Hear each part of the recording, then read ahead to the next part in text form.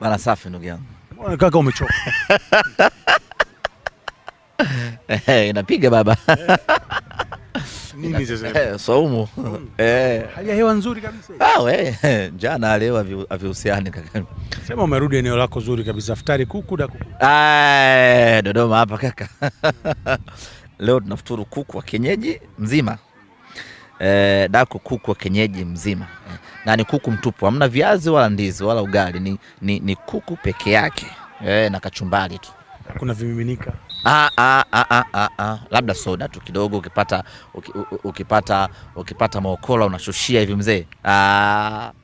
Yani ule muda wa kufunga sasa kesho yake ni kama vile masaa 4. Nimejaribu kuimagine kidogo.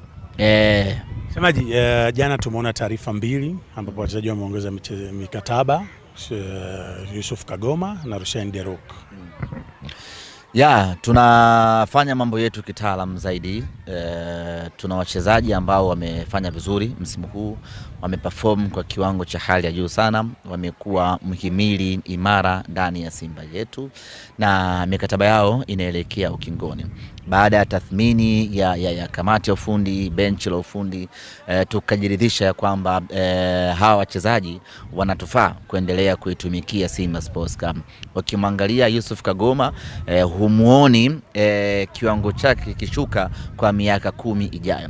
Sasa kama wana mchezaji potential namna hiyo, hauna sababu ya kukimbizana dirisha kubwa likifika, wakati una uwezo wa kuzungumza naye, mkakubaliana, mkasaini mkataba, ukampa hela yake na yeye akawa comfortable ya kwamba bado ninaendelea kuitumikia klabu yangu pendwa.